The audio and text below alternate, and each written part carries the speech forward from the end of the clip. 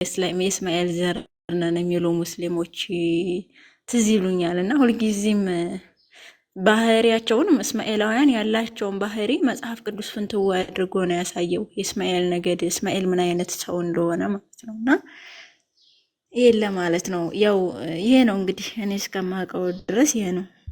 50 ሰቅል ብር ሰጥቶ ያግባ ቢደፍራት የሚሄድ ብዙ ጊዜ ይጮሁታል። በነገራችን ላይ ያው በአይሁዳውያን ሕግ የ50 ሰቅል ብር ሰጥቶ ሴት ልጅ ደፍሮ ያገባ እኔ ሰምቼ አላውቅም። በኦሪት በተለይ አንብቤ አላውቅም። እና ግን እንደ ትዕዛዝ እንዳያደርጉት ነው የተሰጠው። ስለዚህ እንዳያደርጉት አትግደል የሚለው አትስረቅ ብሏልና ማለት ነው። አንዱ ሕግ ሁሉንም ስለሚያጸና ማለት ነው። እንዳያደርጉት የተሰጠውን ከፍተኛ ሕግ በማምጣት ሴት ልጅ ተደፍራ ያገባታል፣ ደፍረህ ማግባት ነው 50 ሰቅል ብር ሰጥተህ ምናምን የሚል ሀሳብ ያነሳሉ መጽሐፍ ቅዱስ ላይ። ሴት ልጅ ግን በእስልምና በጣም እየወደቀች በጣም ክብሯ የወደቀ ነው። በጥቁር ሂጃብ መሸፈናቸው ራሱ ወንዶችን እንዳይፈትኑ ነው። አሁን ለምሳሌ በበጋ ወቅት ላይ በጣም ሙቀት ነው። ተሸፍነው ፀጉራቸው ከግንባራቸው ይሽሻላ፣ በአለርጂ የቆዳ አለርጂ ማሳከክ ብዙ ነገር ነው የሚያሳልፉት ሙስሊም እህቶቻችን ያለ ፍላጎታቸው።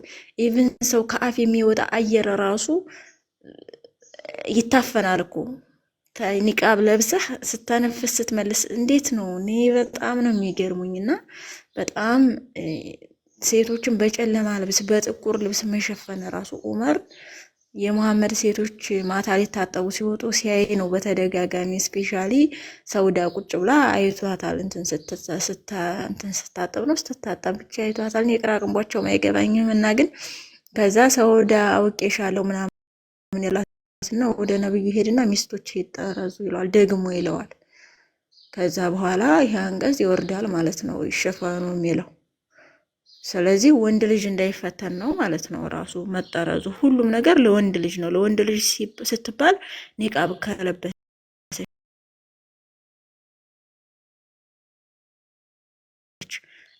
ወንድ ልጅ የግመል ኮርቻ ላይ ሆነ ቆዳ እየፈቀፈቀች ወንድ ልጅ ከፈለጋት ከሄደች መላእክት የሚረግሟት ከሆነ ፍቺ የጠየቀች ገነት በሷ ላይ እርም ተደርጓል የሚል ሐዲስም አለ። ጠላቅ የጠየቀች ሴት ገነት በሷ ላይ እርም ናት፣ ሽታዋን አታገኝም የሚል ሐዲስ አለ። ይሄ ከሆነ ታዲያ እንዴት ነው ሴት ልጅ እንድትሰግድ ያደርግ ነበር? ከዚህ በላይ ስግደት አለ? እንዲ አምልኮ እኮ ነው ይሄ። በቃ ሄዶ ሌላ ሲያገባባት ዝም የምትል ከሆነ አስቦት እንግዲህ ሄዶ ሌላ ሲያገባባት አዳም ሔዋንን ሌላ ግብቶባታል ወይ? አሁን አላህ ይህን ጥያቄ መመለስ ሌላ ሰው አንፈልግም። ኡስታዝ ራሱ አላህ ይምጣን ይህን ጥያቄ ይመልስ። ይህን ነገር ከፈቀደ በተለይም በመጨረሻው ዘመን ይሄን መፍቀድ ምን የሚሉት ጸባጫሪ ስርዓት ነው? በቅናት እየተቃጠለች ለልጆቿ ስትል የምትኖር ስንት አለች? በተለይ በአረቡ ዓለም ከወለዱ በኋላ በቃ ወደ ወጣትነት የመመለስና መሻፈድ እፈልጋለሁ ይሉ በሴቷ ላይ እያገቡ ማለት ነው። ከዚህ በላይ አምልኮ አለ ወይ? ስግደት ቢፈቀድ ሴት ለባሏ እንድትሰግድ ያደርግ ነበር። ከዚህ በላይ ምንድን ነው የሚያሰግዳት? ለራሱ እየሰገደችለት እኮ ነው። 5 የሶላት ወቅት ራሱ እሱ ነው ያዘዛቸው ለሙሐመድ። አላሁመ ሰሊ አለ ሙሐመድ ከማ ሰለይተ አለ ኢብራሂም ወአለ አሊ ኢብራሂም ኢነከ አንተ ሐሚዱን መጂድ የሚሉት ለማን ነው? አላህ ወይ በሙሐመድ ላይ ስገድ አይደለ እንዴ? በ5 የሶላት ጊዜ የሚሉት አይደለም እነሱ አላህን ራሱ እያስጎነበሱ አይደለ እንዴ? ወንጀለኛ ራሱ ተይዞ መኪና ውስጥ እንደሚገባ በህግ አካላት አላህን ራሱ ለሙሐመድ እያሰገዱት ነው። ስለዚህ ምን ልልህ ፈልጌ ነው የሆንዬ ከዚህ በላይ ስግደት እኔ አይታየኝም። አላሁ አክበር በሚለው ቦታ ሙሐመድ አክበር እያሉ ካልሰገዱ ከሆነ ይሰግድ በደንብ ነው የሚያመልኩት። ሙሐመድ ይመለካል። ሞቶም ያመልኩት ነበረ መበስበስ መሽተት ጀምሮ እስከተቀበረበት ጊዜ። ለዛ ነው ሙሐመድን የምታመልኩ እሱ ሞቷል ያለው አጎቱ ማለት ነው። አቁሙ እሱ ሞቷል፣ የማይሞተውን አላህን አምልኮ ያላቸው ማለት ነው። ሰውዬ ይመለካል። በትንሣኤ ቀንም አርሹ ጋር ቦታ ፈቀቅ የሌለትና አላህ ይቀመጣል። የገነት ቁልፍ በእጄ ነው ብሏል። ስለዚህ የሰውዬ ይመለካል ነው ይሄ ነው። እና ሴት ልጅ በእስልምና ያላት ቦታ ኢምንት ነው ለማለት ፈልጌ ነው።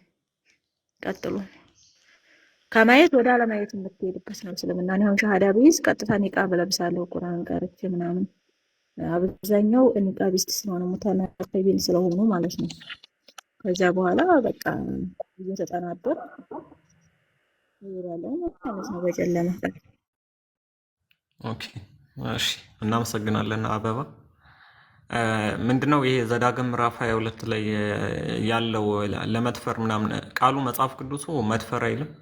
ግን ቅድም እንዳልኩት የፕሮቴስታንት አዲሱ መደበኛ ትርጉም ላይ ነው መድፈር የሚለው።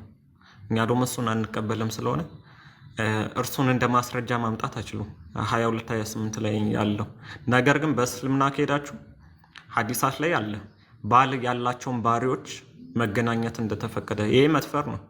መቼም ሴቶቹ ባል ያላቸው ፈልገው ተኙ አይሉንም ሁሉም። እና ምንድነው ባል ካላቸው ባሪዎች ጋር ሶፊያ ቤንት ሆዬ እንደፍሯት የለን ሶፊያ ቤንት ሆዬ እንደውም እኮ ማን ነበር ሲጠብቀው የነበረው ታስታውሳለህ? ሶሃባው ምን ሆነ ነው በር ላይ ያደረገው ሲለው መሐመድ ጠዋት እንዴ ዛሬ ነው ባሏን የገደል ነው እና በአዲስ እንትን ስትላት የሆነ ነገር ታደርግሃለች ብዬ ፈርቼ ነው ያለው። እና ወገኖቼ ተው እንጂ እሷንም ደፍሯታል ነው። በሰባት ባሪያ ነው የለወጣት ቆንጆ ስለሆነች ግልጽ ነው። እንደውም ደህያ ቢን ከልቢ ሴቶች ስጠኝ ብሎት ነበር። የቁረይሾች ቆንጆ ወጣት ነበር እና ከምርኮ በኋላ ሴቶች ስጠኝ ሲለ የፈለግህን ውሰድ ይለዋል። እንዲሁም ጅብሪል በሱ መልክ ይገለጥልኝ ነበር ነው ያለ ብሎታል። ይህን ደህያ ቢን ከልቢ የሚባለውን ሰውዬ ማለት ነው።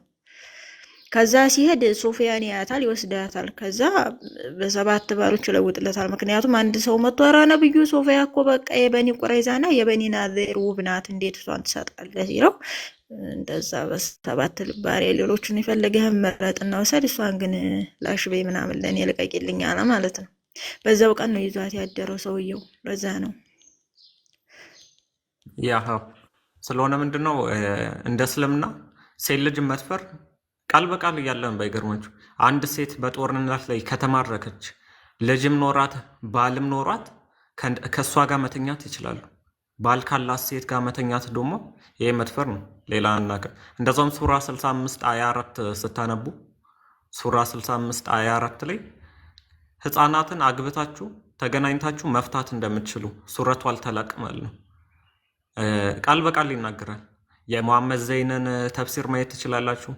የቁርጡቢ የሁሉም ተፍሲር የኢብን ከሲር የኢብን አባስ የአልጃላላይ የአልመውዱዲ የሁሉንም ካያችሁ በቃ ህፃናት ነው። ህፃናት ጋር ያው ሴክሹዋል ኢንተርኮርስ እንዳለው የምታውቁት ይዳ የሚቆጠረው ሱራ 33 አያ 49ን ስታነቡ ሴክሹዋል ኢንተርኮርስ ካለ ነው ይዳ የሚቆጠረው ማለት ነው። እና ምንድን ነው ቃል በቃል ከህፃናት ጋር ተኝቶ መገናኘት እንደሚቻል ከህፃናትን አግብቶ መገናኘት እንደሚቻል ተገናኝቶ መፍታት እንደሚቻል ይናገራል። መድፈር ማለት ይሄ ነው። ህፃን ልጅ ፈቅዳለች አትሉንም መቼስ ፔሬግ ያላየች ህፃን ልጅ ማለት ነው። እና በእስልምና ሴቶች 424 በገንዘቦቻቸው ልትፈልጉ ተፈቀደ የሚለው 424 ይሄ ደግሞ እንትን ማለት ነው። ባጭሩ ሴተኛ ዳሪነት ማለት ነው። ተፈቅዶ ነበር ቁርአኑ ላይ አልተሻረም። ነገር ግን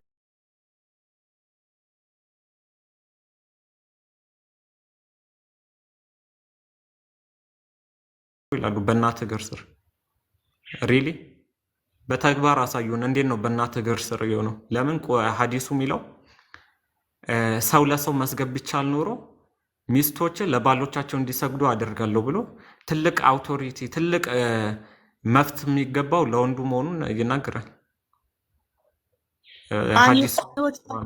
ወንዶች በሴቶች ላይ ቋሚ አሳዳሪ ናቸው ተብሏል። ሐዲስ ላይ ሙሐመድ ወንድ ልጅ ሚስቱን ለምን እንደመታት ወይም ለምን እንደሚመታት አይጠየቅም ብሏል። አንተ በቃ እንደ ብሩስሊ በካራቲን ብትለማመድባት ሰው መጥቶ መጠየቅ አይችልም፣ ከልክሏል ሙሐመድ። ይሄንን አይጠየቅም ነው ያለው። ባል ሚስቱን እንደምን እንደሚመታ ይሄ ነው እንግዲህ። እሱን ሐዲስ ብታዩት እሱና .com ላይ ዳይፍ አርግተውታል። ግን ፒዲኤፍ ላይ ሄዳችሁ የድሮ ፒዲኤፍ ካላችሁ ሐዲሱ ሐሰን ነው ወይም ሳሂህ ነው ካልተሳሳቱ። አሁን ግን ሱና .com ላይ ቀይረውታል። ምንድነው ዳይፍ ብለውት ማለት ነው። ግን ምንድነው ዋናው ነገር እስልምና ሴት ልጅን የመጨረሻ እኔ የትኛውንም እምነት ማለት ነው የትኛውም እምነት ሴት ልጅን እንዲህ ያራከሰ እምነት አይቻልም። ቡዳ ብትሉ አይሁድ ብትሉ አረ እንትን ሰይጣን አምላኪ ራሱ ቢኖር ማለት ኢሉሚናቲ ብንል ራሱ ሴቶችን እንዲህ አላረከሱም። እስልምና ግን ሴት ልጅን በቃ በጣም በጣም ማለት ነው አርክሷታል። በጣም ማለት ነው የመጨረሻ።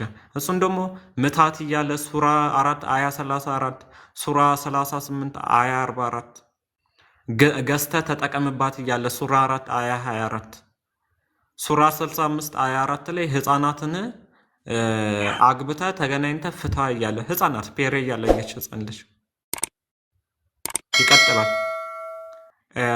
የአይምሮ ጎዶሎ ናት እያለ ሀዲሱ ማለት ነው። እና እንደ እስልምና ሴት ልጅን ያራከሰ እምነት የለም ዓለም ላይ ማለት ነው። ዓለም ላይ ሴት ልጅን ውዳቂ አርግቶ ያስቀመጣት እንደ እስልምና የለም።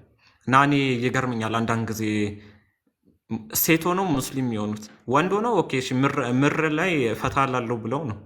ሴት ሆነው ግን ሙስሊም የሆኑት ባልሽ ደርቦ ሲመጣ ከዛን ልጅሽ ደግሞ አባዬ የታሮ ነው ሲባል የእንጀራ እናት ጋሮ ነው ሌላኛው ሚስቱ ጋሮ ነው እያልሽ መናገር እየፈራሽ አይ የዚህ ስራ ሮ ነው እያልሽ ይሄ ህይወት ነው ብዬ አላስብም እኔ። እና ከዚህ አይነት ጨለማ ወጡ ሙስሊም ሴቶች ማለት ነው። ወንድየው በቃ ይሄ መንዘላዘሉ ተመችቶት ነው። አንድ እዚህ ያገባል፣ አንድ ሌላ ከተማ ያገባል፣ አንዷን ሌላ ከተማ፣ ከዛ አንዷን ሌላ ከተማ፣ ከዛን ፊልድ ስቴድ አንዷ ጋር ይሆናል፣ አንዷ ጋር እያለ ይቀጥላል ማለት ነው። እና እሱ ተመችቶት ነው በቃ ይመቸኛል ብሎ ላይፉ ከፈለገ በብር እየገዛ ያራል። ስብሰባ ከወጣ እንደ በማመት ጊዜም እያደረጉ ስለነበር ማለት ነው። ተከለከለ የሚል ነገር የለም ሐዲሳቱ ላይ ቁርአኑ ላይ። እና ምንድነው እንዲህ አይነት አስተምሮ ይዛችሁ እኔ ሴት ሆናችሁ ሙስሊም ስትሆኑ በጣም ከባድ ነው እንዴ። ልብስ እኮ አትገላለጡ ይላል። ሂጃብን ሰጥቶናል፣ ኒቃብን ሰጥቶናል፣ ሴት ልጅን አክብሯል። ሪሊ ሂጃብን ኒቃብን የሰጣችሁ አላህ ሳይሆን ዑመር ነው ማን ነው? አስታውስኝ ስሙ ጠፍቶብኛል፣ ግን እሱ ነው የሙሐመድን ሚስት የሙሐመድን ሚስት ውጭ ያያትና ከዛን ይመጣና ለሙሐመድ ይለባብሱ ወሰወሰው ማለት ነው። ከዛን ይለባብሱ ብሎ ተናገረ፣ ለባበሱ። ምን ወንድ ልጅ በቃ እንዳይወሰወስ ለሷ ክብር ሲል ነው እንትን ይሄ መሸፋፈኝ የወረደው አይደለም። ታዲያ ወንድ ልጅ እንዳይወሰወስ በቃ ወደ ዝሙት ይሄዳል ተብሎ ሽቶ አትቀባ፣ ሽቶ ተቀብታ ከወጣች ዝሙተኛ ነች። ሬዲ እና እንዲህ አይነት እምነት ውስጥ ሴቶች ምንም የምትቀመጡበት ምክንያት የላችሁ እና በጊዜ ብትወጡ እላለሁ እያል ነው። ግን የበታችነት ስሜት እያጠቃችሁ ስታሳዝኑ። ኦኬ ግቢ እስኪ ፈይዛ። ለማንኛውም አሁን የመጣችሁ አናዘ ክርስቶስ፣ አላዛር፣ ብሩኬ የጥፋ ሰውና ትዕግስት ሰላም ብያቸዋለሁ። ሁላችሁም ቀጥሉ። እንዴት ነህ? አለን። ሁላችሁም ሰላም፣ እንዴት ናችሁ? ሲጀመር እኔ አንዳንዴ እውነቱን ነው መሰለኝ እኔ ነገር የአእምሮ ጎዶሎ ላቸው ነገር የአእምሮና የሃይማኖት ጎዶሎ ናቸው አለና ከዛ የአእምሮ ጉድለታቸው ያው የአንድ ወንድ ምስክርነት የሁለት ሴት አይደለም አላቸው። አዎ ሲባል ከዛ የሃይማኖት ጉድለቱ ሲባል ደግሞ ያው አንድ ሴት ልጅ ፔሪድ ባየች ጊዜ አንድ ሴት ፔሪድ ባየች ጊዜ እንትን ሰላት አትሰግድም። ስለዚህ ይሄ የሃይማኖት ጉድለት ነው አለ። እነዚህን ሁለቱን የአእምሮና የሃይማኖት ጉድለት የሚባሉትን ሁለት ነገሮች የተናገረበት ምክንያት ምንድን ነው? መጀመሪያ ላይ ምን አለ? እናንተ ሴቶች ጀሃነምን ሞልታችሁ አየኋችሁ አላቸው። ምን አረግን እኛ ለምድሮ መንገባው ሲሉት ምክንያቱም እናንተ የአእምሮና የሃይማኖት ጉድለት አለባችሁ ብሎ ነው ያስቀመጠው። ስለዚህ አሁን ለምሳሌ አሁን ተፍሲር አልጠበሪን ስታዩት የተለያዩ ሊቃውንት የሚያስቀምጡት ነገር አንድ ወንድ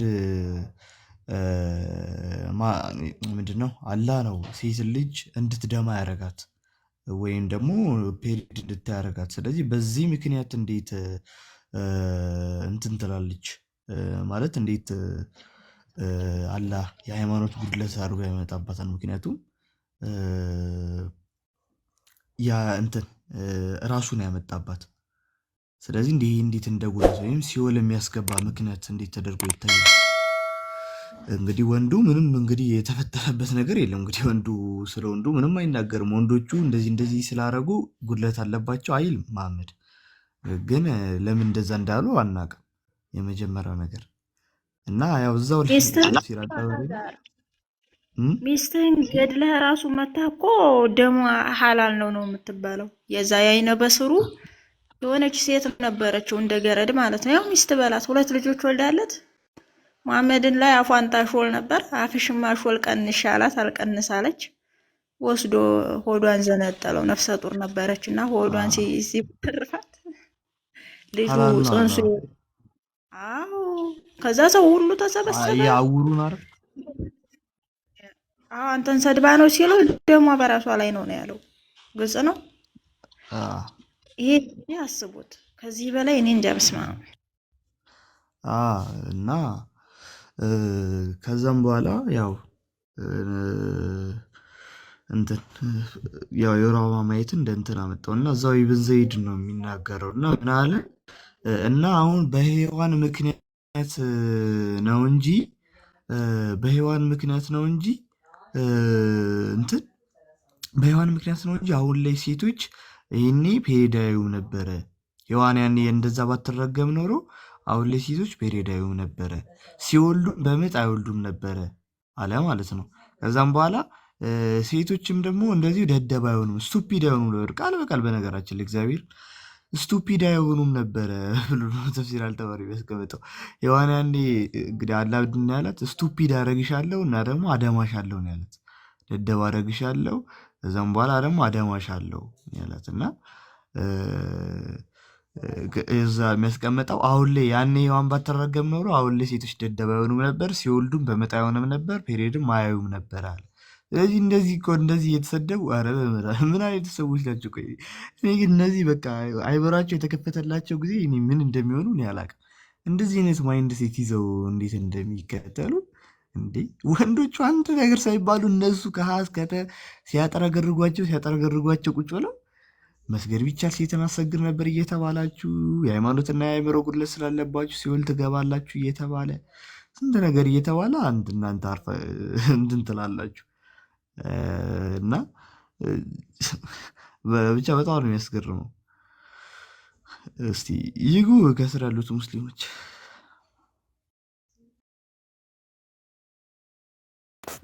እዚህ ቤት አይገቡም። ለምን እንደሆነ አላውቅም። እሺ ብሩኬ ሰላም ነው? ብሩክ አለክ? ሰላም ለእናንተ ይሁን። እንዴት ናችሁ? አለን እግዚአብሔር ይመስገን። እኔ ደህና ነኝ። ሁላችሁ ሰላም ናችሁ? ጠፍተዋል። ያ ትንሽ ስራ ቢዚ ሆኜ ነው፣ ለዛ ነው የጠፋሁት። ቀጥሉ እስቲ ልስማ፣ እያደመጥኩ ነው። እንደው አንድ እንትን አለኝና መውለድ የማትችል ሙስሊም ሴት ከምንጣፉ እንደተሻለ የሚናገር ክፍል አለና ምንጣፉ ይበልጣታል። በዚሁ አጋጣሚ ማለት ነው። ርዕሳችሁ ተመችቶኛል፣ ላዳምጥ። እሺ ቲጂ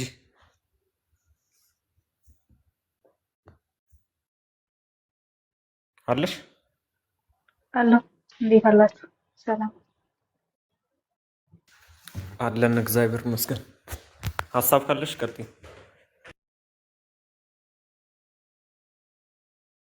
የለኝም፣ ልስማ። እሺ ነብያችን የወር አበባ የተፈጥሮ ነው የሚሉት ነገር አለ። ቁርአንን የማያውቁ ጠንባራዎች ማለት ነው። አይ ተፍሲራቶቻቸውን ደግሞ እስራኤልያ ተፍሲር ነው እስራኤልያት ነው ምናምን ብለው እስልምናን እያደሱ ያሉ ሰዎች አሉ። አሁን ሚዲያው ላይ ውርውር የሚሉ ማለት ነው።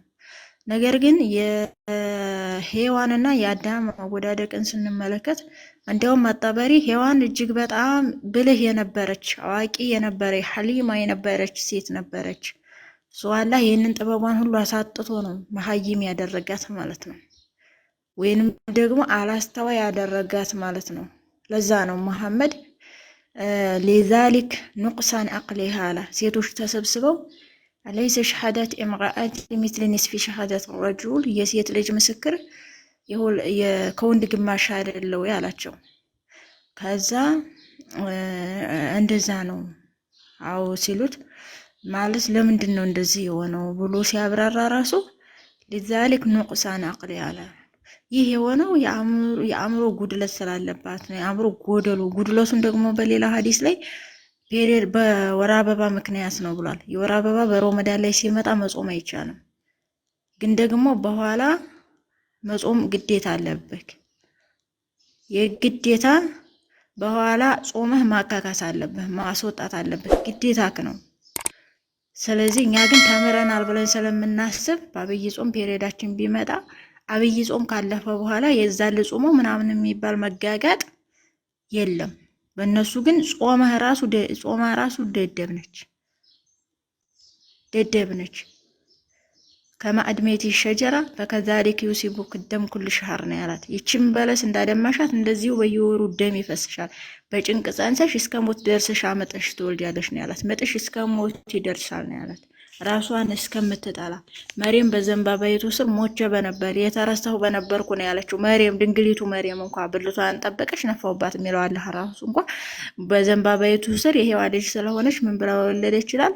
ሞቼ በተረሳሁ ነበረ ምጡ ሲያስጨንቃት ብላለች።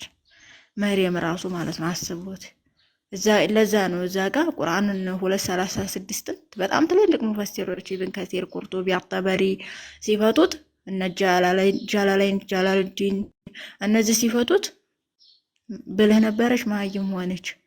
ፔሪየድ የተፈጥሮ ነው ካሉ ገነት ውስጥ ለምን ፔሪየድ አላየችም? በለሱን ከበሉ በኋላ ነው ደም ይፈስሻል ያላት። ወደፊት ነው ቁጣ ከወረደ ከተላለፈች በኋላ ነው ፔሪየድ የፈሰሳት ማለት ነው። በቁጣ የመጣ ነው ፔሪየድ። በቃ አለቀ። ይሄ ነው።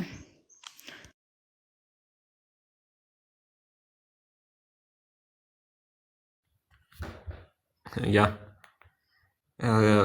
ይሄ ሱራ 7 አያ 22 ላይ ራሱ እኛ ድቀተ ባህሪ የምንለው አለ። ቁርአኑ ራሱ ያስቀምጠዋል። ይሄ ፎለን ኔቸር የምንለው በፍሬው ምክንያት ፍሬውን ስለበሉ አይናቸው እንደተገለጠ ራቁታቸው መሆናቸውን ራሱ ያወቁት ፍሬውን ከበሉ በኋላ መሆኑን ምናምን ቁርአኑ ራሱ ያስቀምጠዋልና እናም ደግሞ እንዳላችሁም ተፍሲራትን ማየት እንችላለን። ከዛ የታሪክ የሲራት መጽሐፎችን ምናምን ማየት እንችላለን። ይሄ የወር አበባ ከገነት ስትወጣ የተሰጣ ወይም ደግሞ ፍሬዋን ስለበላች የተሰጣት እርግማን መሆኑን የሚያሳዩ ጥቅሶች አሉ። እንደዛም ሀዲሳትም አሉ፣ እንትኖችም አሉ፣ ተፍሲራትም አሉ ማለት ነው። እሱም ማየት እንችላለን። ለማንኛውም ጓ ካለ ሀሳብ ካለ ቀጥል። ምንድን ነው የምታስጨንቋቸው ሰዎች? ሞት የተፈጥሮ ነው አይደለ? በእስልምና ሞት የተፈጥሮ ነው። ለምንድን ነው አዳም ያልሞተው ገነት ውስጥ? አዳም ምን ይሰራል እዚህ ምድር ላይ? ያላ ሴራ ነው እሱ። አበባ ያ ተንኮሉ ነው እኮ ተንኮሉ። ሱራ 20 ከ117 ጀምሮ በነገራችን ላይ ሰይጣን ትልቅ ውለታ ውሏል። ሐዲስ ላይ ኃጢአት ባሰሩ እናንተን አጥፍቶ ኃጢአት ሰርተው ኢስቲግፋር በሚጠይቁ ህዝብ ይቀየራችሁ ነበር ብሏል አለ። ወይም ይተካችሁ ነበር ብሏል። በማይጠፋ ንግስና በማዘውተሪያ ዛፍ እንትን ልበልህ ነው ላመላክተህ ነው ያለው ዲያብሎስ ወደሱ ሲመጣ። አላህ ግን ምን ብሎታል? አለ ከሷ ውስጥ ሰይጣን ጎትጉቶ እንዳያስወጣህ ትለፋለህና በሶስት አለመራብና አለመታረዝ አለ። ፀሐይም አትተኮስም ብሎ ፀሐይ ራሱ አይነካውም አይተኮስም ነበር። እዛው ነበር የሚኖረው ዘላለማዊ የሆነው አደም ማለት ነው። ከዛ በማይጠፋ ንግስና በመዘውተሪያ ዛፍ ላመላክቴ ነው አጠበሪ መላእክቶች በልተው ህያው የሚሆኑባት የህይወት ዛፍ ነች ብሎ ፈቷታል። ይችን ዛፍ አዳም የበላትን ማለት ነው። መላእክቶች ተመልከቱ፣ መላእክት ሆናለህ አለው የሚል ጥቅስ አለ። ደግሞ አስቡት፣ መላእክት ደግሞ 6 ጊዜ እንደሰገዱ ቁርአን ይመሰክርላቸዋል ለአዳም። አዳም የሰገዱለትን መላእክትን መሆን ሽቶ ያችን በለስ ሲበላ ተመልከቱ። ስለዚህ ዲያብሎስ በመካከል ገብቶ በለሷን በልቶ እስትግፋር ጠየቀ። ሱራ ቁርአን 238 ላይ አዳምም ከጌታው ቃልን ተቀበለ፣ በሱ ላይ ተመለሰ፣ እሱ ጸጸት ተቀባይ ነው። ሱረቱ ሰጅዳ ምናምን የተለያዩ የቁርአን ሱራዎች ላይ አዳም እስትግፋር እንደጠየቀና አላህ እንደማረው ይናገራሉ ማለት ነው። ስለዚህ የአላህን ተንኮል በማክሸፍ ዲያብሎስ የሰው ልጆች እንዲኖሩ ወይንም ትውልዳቸው እንዲቀጥል ትልቅ አስተዋጽኦ አድርጓል ማለት ነው። ይሄ በጣም መታወቅ ያለበት ነጥብ ነው። ቀጥል ጓ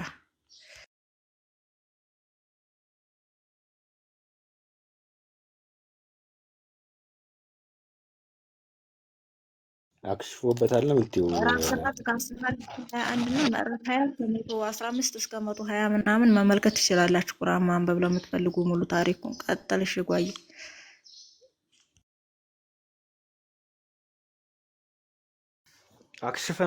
አክሽፈውታል ዞሮ ኢብሊስ የአላህን ሴራ አስቀድመው አውቀውታል፣ ገብቷቸዋል ምን ሊሰራ እንደነበረ። ኃጢአት አልሰራችሁም ብሎ ሊያጠፋቸው ነበረ። እንዲሰሩ አድርጎ አጠፋቸው። ምንድነው እንዲኖር አድርጋቸው ማለት ነው።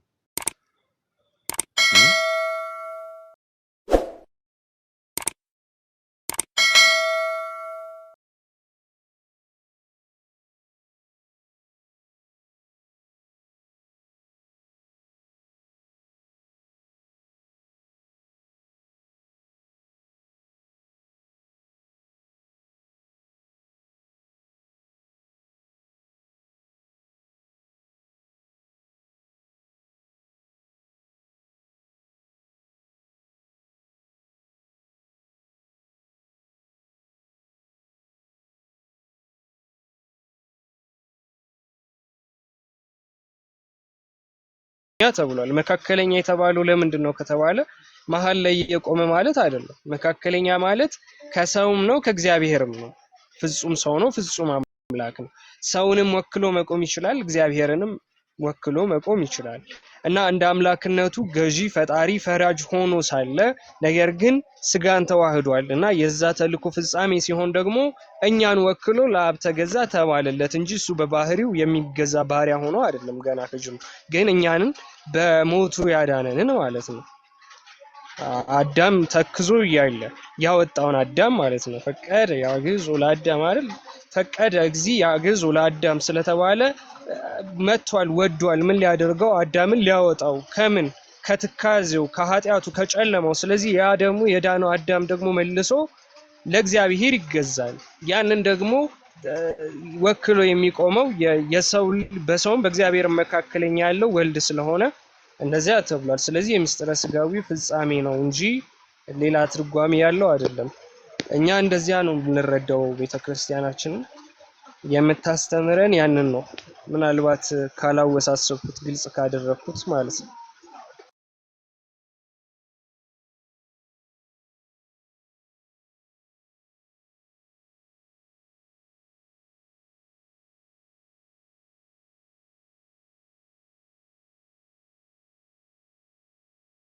ጽነው የቃለ ሕይወትን ቃለ በረከት ያሰማልን፣ ጸጋውን ያብዛልን። ወንድማችን መንጌ አሁን የተረዳ ይመስለኛል። በደንብ ነው የተረዳው። የምር ቃለ ሕይወትን ያሰማልን። አመሰግናለሁ። ተረድቻለሁ በደንብ።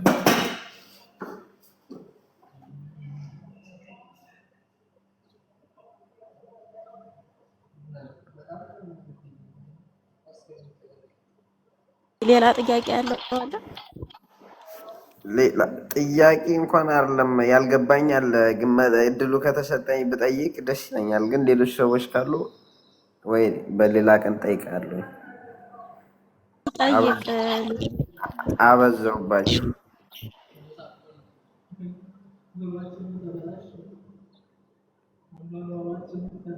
አንድ ልጠይቅ ታስረዱኛላችሁ? ለመረዳት ነው።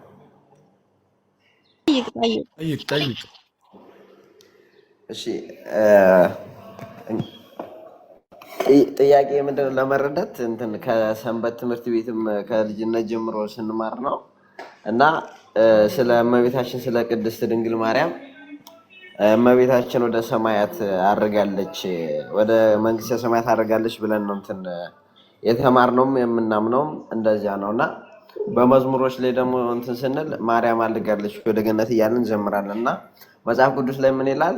ከሰማይ ከወረደ ውጪ ወደ ሰማይ የወጣ የለም ይላል እና እመቤታችን ወደ መንግስተ ሰማያትን ያደረገችው እሱ ወደ ገነት ነው የሚለውን እንድታስረዱኝ ፈልጌ ነው።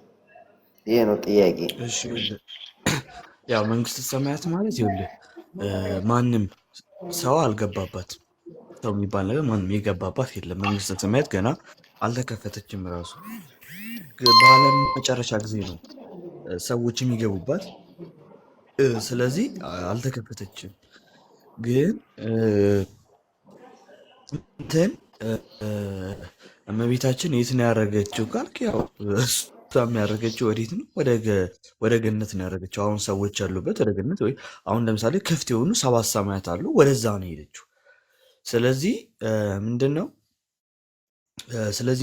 ነው እመቤታችን ከሰማይ ከወረደ በቀር ወደ ሰማይ የወጣ የለም የሚለው ደግሞ ከሰማይ ወርዶ ወደ ሰማይ የወጣ የለም የሚለውን ነገር ነው እንጂ አንተ ወደ ሰማይ ማንም የወጣ የለም የሚለውን ነገር እንትን የምትል ከሆነ ለምሳሌ ኤልያስ ወደ ሰማይ አረገ ይላል፣ በሰረገላ ማለት ነው።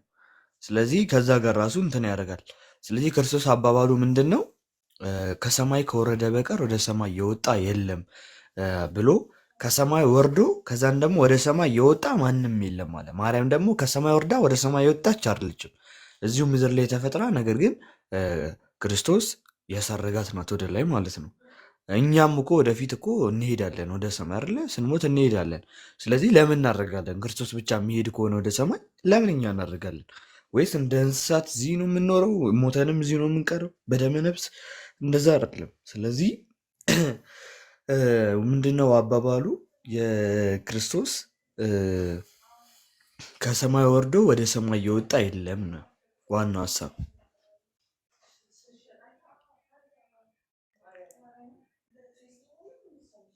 ይሰማል? መኝ ይሰማኛል ወንድሜ። እና እንትን አባቶች ሲያስተምሩ ንግስቲቱ ተጎናጽፋ በቀኙ ትቀመጣለች የሚለው ትንቢት ለመጨረሻው ዘመን ነው ወይስ ለአሁን ነው ማለት ነው? እሱማ ለአሁን ነው። እና ከእግዚአብሔር አምላካችን በስተቀኝ ነው ያለችው ማለት ነው ላይ? አይ አይደለም። ቀኝ ማለት እኮ ክብር ማለት እኮ ነው እንጂ ቀኝ ማለት እንትን አቅጣጫ አይደለም። እግዚአብሔር እኮ ሁሉም ቦታ አይደል ያለው? አቅጣጫ የለውም እኮ።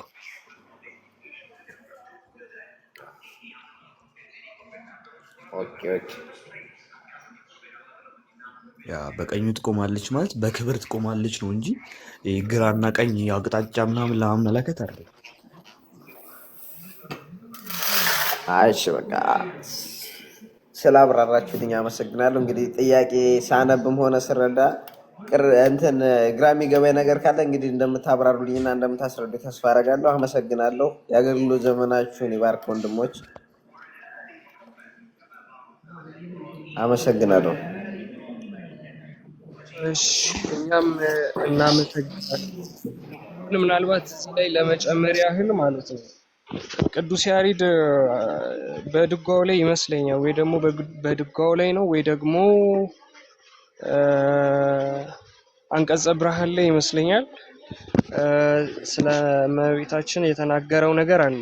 ግን ከዚያም ባለፈ አሁን መንግስተ ሰማያት ነች ገነት ነች ምናምን የሚለው እሱ ረጅም ማብራሪያ ይፈልጋል። ግን መንግስተ ሰማይ አለች ብለን ነው እኛ የምንለው። ቤተ ክርስቲያናችን የምታስተምረው ያንን ነው። በነገራችን ላይ በነሐሴ 16 ቀን አድርጋለች። ያደረገችውም ወደ መንግስተ ሰማያት ነው ስለምትል ማለት ነው ቤተ ክርስቲያናችን። ጥር 21 ላይ ደግሞ ስጋዋ አርፎ ነበር አይደል? ያ ፍልሰተ ስጋ ሰላም ለኪ ለፍልሰተ ስጋ የምንለው ያ ማለት የእመቤታችን ወደ ገነት ሄዳለች። ከዚያ በኋላ ግን በልጇ ቀኝ እንድትቆም ትንቢትም ስለተነገረ ወደዚያ ሄዳለች ነው የሚለው። ቅዱስ ያሬድም እንደዛ ነው የሚለን። በነገራችን ላይ ግን ቅድም ከሰማይ የወረደ ወደ ምድር የመጣ ብለህ ላልከው ማለት ነው የሆነ ኑፋቄ ነበረ። በነገራችን ለማርያም አርያማዊት ናት የሚሉ ወይ ደግሞ ከአርያም ነው የመጣችው ብለው የሚሉ ሰዎች ነበሩ። አርያማዊት ናት ማለት ከሰማይ የመጣች ነች እንጂ ልክ እንደኛ ያለች አይደለች የሚሉ ነበሩ። ሁለተኛ ደግሞ እነዚህ ዴቶሲዝም ወይ ደግሞ ዶኬቲዝም የሚባል አይነት ማለት ከእርሷ ስጋን አልነሳም ክርስቶስ ኢየሱስ ከእርሷ